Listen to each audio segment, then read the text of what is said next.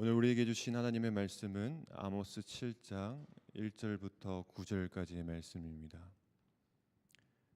아모스 7장 1절부터 9절까지의 말씀을 저와 성도님들 한 절씩 교독 후에 마지막 절은 다 함께 봉독하시겠습니다. 주 여호와께서 내게 보이신 것이 이러하니라.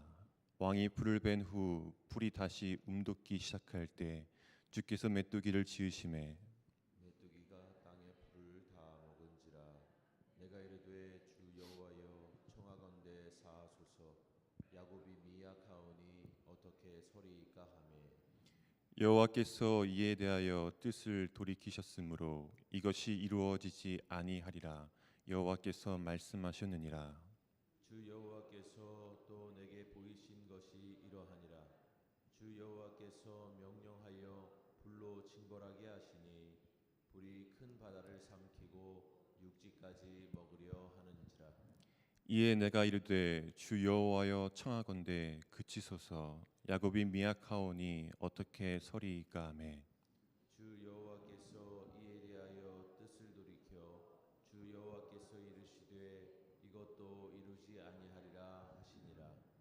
또 내게 보이신 것이 이러하니라. 다림줄을 가지고 쌓은 담 곁에 주께서 손에 다림줄을 잡고 서셨더니 여호와께서 내게 이르시되 아모스야 내가 무엇을 보느냐. 내가 대답하되 다림줄이니이다. 주께서 이르시되 내가 다림줄을 내 백성 이스라엘 가운데 두고 다시는 용서하지 아니하리니. 함께 읽겠습니다. 이삭의 산당들이 황폐되며 이스라엘의 성소들이 파괴될 것이라. 내가 일어나 칼로 여로보암의 집을 치리라 하시니라. 아멘.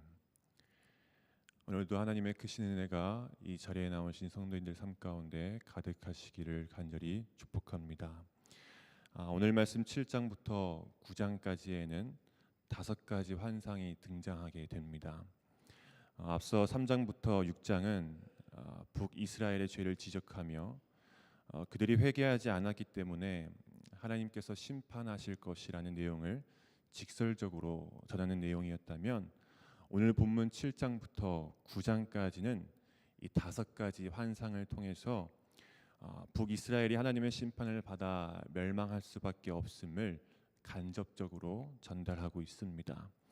특별히 오늘 본문에는 그 5가지 환상 중 3가지 환상이 등장하게 됩니다. 첫 번째 환상은 메뚜기의 환상입니다. 이 메뚜기 환상이 주어질 당시 이스라엘의 상황은 왕이 풀을 벤 후 풀이 다시 움돋기 시작할 때입니다. 여기서 풀은 곡식을 의미하며 그 중에서도 3월이나 4월에 내리는 늦은 비를 맞고 자라는 곡식을 의미합니다. 당시 사무엘 시대부터 왕궁 사람들은 들판의 첫 번째 곡식을 추수할 수 있는 특권이 있었습니다. 그래서 가을이 되면 이 왕궁 사람들이 먼저 곡식을 다 베가고 그런 다음 이제 봄이 되어서 늦은 비를 맞은 곡식이 다시 자라면 그제서야 백성들이 그 곡식을 거둘 수가 있었죠. 근데 그렇게 오랫동안 고생하고 기다려서 뒤늦게 수확을 고대하던 바로 그때 백성들에게 메뚜기 떼가 나타나서 그들의 곡식을 모두 갉아먹어 버릴 거라는 환상이 보여진 거죠. 그러니까 백성들은 먹을 게 없으니 얼마나 절망스럽고 또 암울하겠습니까? 그래서 이 환상을 본 아모스 선지자가 하나님께 용서를 빌며 중보 기도를 합니다. 그 기도의 내용을 보면 2절에 주 여호와여 청하건대 사하소서. 야곱이 미약하오니 어떻게 서리이까. 창세기 27장과 27장 15절과 42절에 보면 야곱은 작은 자로 묘사되고 있습니다. 그래서 창세기 32장 10절에 보면 이 야곱이 에서를 만나기 직전에 드린 기도가 나오는데 그 기도의 내용을 보면 이렇습니다. 나는 주께서 주의 종에게 베푸신 모든 은총과 모든 진실하심을 조금도 감당할 수 없습니다. 야곱은 자신의 연약함을 드러내면서 자신을 작은 자라고 고백하고 있는 거죠. 아모스는 바로 이 야곱의 연약함을 언급하면서 하나님께 하소연하고 있는 겁니다. 모든 인간이 하나님 앞에서 연약할 수밖에 없고 하나님 앞에서 작은 자이기 때문에 다시 한번 하나님의 은혜에 힘입어서 하나님의 긍휼을 간구하고 있는 것이죠. 근데 놀랍게도 하나님은 아모스의 기도를 들으시고 뜻을 돌이키기로 작정하십니다. 아모스의 간절한 중보 기도로 하나님의 심판은 중단되었습니다. 하지만 그렇다고 해서 하나님의 심판이 완전히 사라진 것은 아닙니다. 하나님께서 아모스의 중보 기도를 들으시고 심판을 멈추신 이유는 그들이 진정한 회개를 통해서 하나님께 돌아오라는 뜻으로 심판을 멈추신 것입니다. 하지만 만약 그들이 회개하지 않고 돌아오지 않는다면 언제든지 다시 하나님의 심판이 임하게 될 거라는 사실 또한 보여주고 있는 것이죠. 그래서 이스라엘은 하나님의 긍휼하심에 감사하며 이 회개의 자리에 나와야 했습니다. 그러나 안타깝게도 아모스에게 두 번째 환상이 보여지게 되죠. 그 환상은 바로 불로 징벌하시는 환상입니다. 이 불은 앞서 이 아모스 1장과 2장에서 그 강대국들이 쳐들어와서 일으키는 불과는 완전히 차원이 다른 불입니다. 이 불은 바다와 육지를 포함하여 인간이 다다르거나 상상할 수조차 없는 깊은 바다와 땅 아래의 세계까지 삼키는 어마무시한 불입니다. 이스라엘에게 내려질 재앙의 규모가 엄청날 것이라는 것을 의미하는 거죠. 이 두 번째 환상을 본 아모스는 다시 한번 이스라엘을 위해 동일한 중보 기도를 합니다. 근데 이번에는 사하소서가 아니라 그치소서라고 간구를 하죠. 아모스는 왜 사하소서가 아닌 그치소서라고 간구를 했을까요? 아마도 아모스는 이 두 번째 환상을 보면서 이미 하나님의 결심이 굳어졌음을 느꼈을 것입니다. 용서를 구해도 이스라엘의 죄가 매우 심각하기 때문에 이 심판을 피할 수는 없으니 다만 이 완전한 멸망만은 피할 수 없을까 하는 그런 마음에서 아모스는 그치소서라고 기도를 한 것입니다. 아모스의 애절함이 담긴 기도이죠.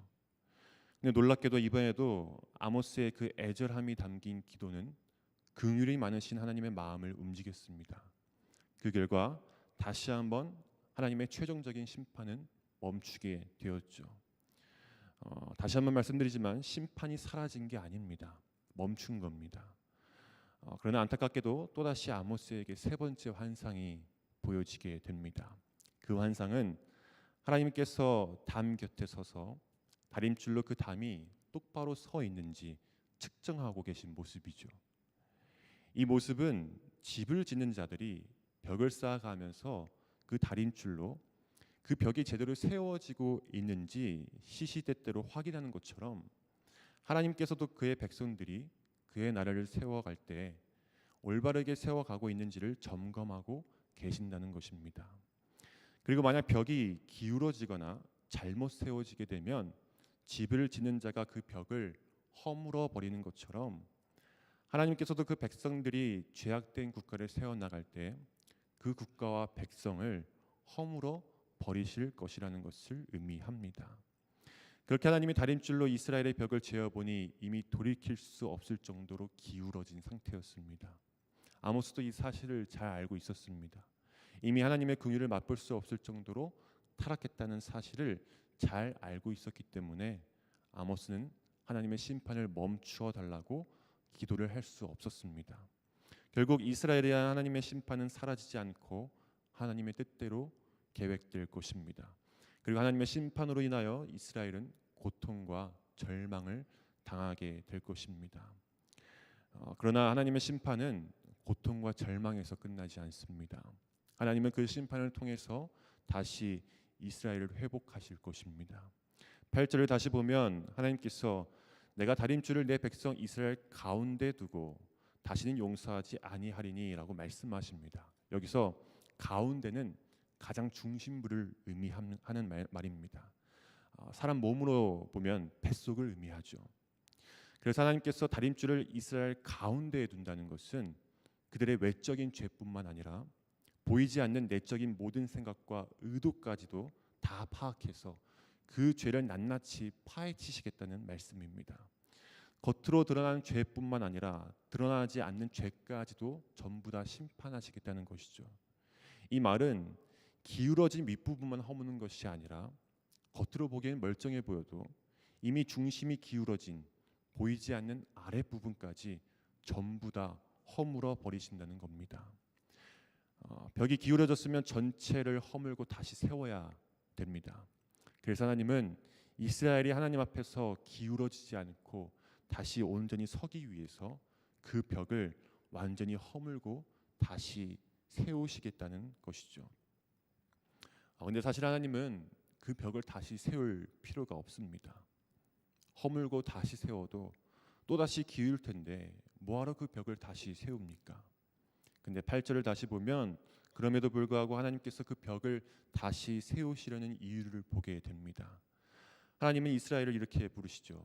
내 백성 이스라엘. 여러분, 이스라엘이 어떤 민족입니까? 하나님께서 택하신 민족입니다. 그리고 하나님이 유일하게 언약을 맺은 민족이 바로 이스라엘입니다.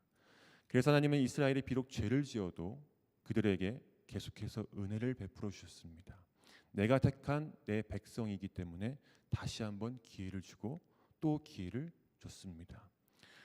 그러나 자녀가 계속해서 죄를 지어도 부모가 용서만 해주면 자녀는 결국 끝까지 죄를 지을 겁니다.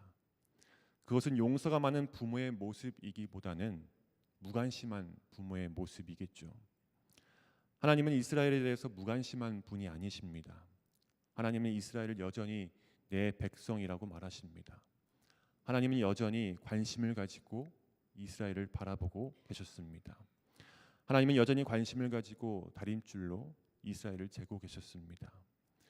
사실 하나님은 이스라엘이 얼마나 많은 죄악을 저질렀는지 다 알고 계십니다. 굳이 이 다림줄을 사용하지 않아도 이미 벽이 완벽하게 기울어졌다는 것을 하나님은 다 알고 계십니다. 그럼에도 불구하고 하나님께서 이 다림줄을 꺼내시고 그 다림줄로 이스라엘을 재신다는 것은 이스라엘이 내 백성이기 때문에, 내가 택한 민족이기 때문에 그들이 다시 돌아오고 다시 하나님 앞에 올바르게 서기 위해서 어쩔 수 없는 심판과 징계를 내리시겠다는 거죠. 사랑하는 내 백성을 심판할 수밖에 없는 그 하나님의 마음이 얼마나 아프겠습니까? 이 다림줄이라는 이 히브리어 단어를 보면 아나크라고 합니다. 그런데 신음하다, 슬피 울다라는 이 히브리어 단어를 보면 아나흐라고 합니다. 그러니까 이 두 단어의 발음이 굉장히 비슷하죠. 그런 의미에서 8절을 다시 보면 하나님께서 다림줄을 잡고 서 계시면서 아모스에게 뭐가 보이냐고 묻습니다. 그러자 아모스가 아나크, 다림줄이라고 이야기를 하죠. 그러나 어쩌면 아모스가 보고 있는 것은 아나흐, 심판을 내릴 수밖에 없는 하나님의 신음소리와 이스라엘을 향한 하나님의 슬픔일지도 모릅니다. 사랑하는 성도 여러분, 우리 모두는 하나님의 백성입니다. 우리가 죄를 짓고 하나님과 멀어질 때 우리는 하나님의 백성이기 때문에 용서를 받을 수도 있지만 반대로 하나님의 백성이기 때문에 더 강한 꾸짐과 책망, 그리고 어떤 경우에는 가혹하다 싶을 정도로 강하게 징계를 받을 때도 있습니다.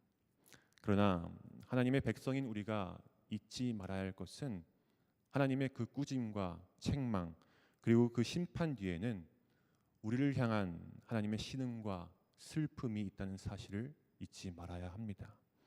그리고 나아가 이 죄로 넘어진 나를 여전히 내 백성이라 부르시며 어떻게든 다시 세우시려는 그 하나님의 신실한 사랑을 우리는 기억해야 할 줄로 믿습니다. 오늘 나의 삶 가운데 나의 연약함으로 인해 허물어진 벽이 있다면 그 신실하신 하나님 앞에 다시 나아가 다시 세우실 하나님의 능력을 의지하며 하나님의 회복을 온전히 경험하는 저와 성도님들이 다 되시기를 간절히 소망합니다. 기도하겠습니다. 사랑과 공의 하나님 감사합니다. 오늘도 저희들을 말씀 앞에 서게 하시고 오늘 이 아모스의 환상을 통해서 우리를 향한 하나님의 마음을 깨닫게 해주시니 감사합니다. 주님, 때는 우리도 주님께서 세우신 다림줄에 맞지 않는 삶을 살아갈 때가 많습니다. 겉으로 드러나지 않아도 우리 마음속 깊은 곳에서 하나님의 기준을 벗어난 생각과 마음이 우리 안에 있음을 이 시간 고백합니다. 우리의 연약함을 용서하여 주시고 긍휼히 여겨 주셔서 우리의 마음과 우리의 생각과 우리의 행동이 주님의 말씀에 따라 온전히 세워지고 다시 하나님의 기준에 합당한 삶을 살아갈 수 있도록 우리를 인도하여 주시옵소서. 오늘 하루도 우리의 연약함을 도우시고 우리를 다시 세우실 주님을 찬양합니다. 모든 것 감사드리며 살아계신 예수님의 이름으로 간절히 기도드렸습니다. 아멘. 하늘에 계신 우리 아버지여, 이름이 거룩히 여김을 받으시오며 나라가 임하시오며 뜻이 하늘에서 이루어진 것 같이 땅에서도 이루어지이다. 오늘 우리에게 일용할 양식을 주시옵고 우리가 우리에게 죄진 자를 사하여 준 것 같이 우리 죄를 사하여 주시옵고 우리를 시험에 들게 하지 마시옵고 다만 악에서 구하시옵소서. 나라와 권세와 영광이 아버지께 영원히 있사옵나이다.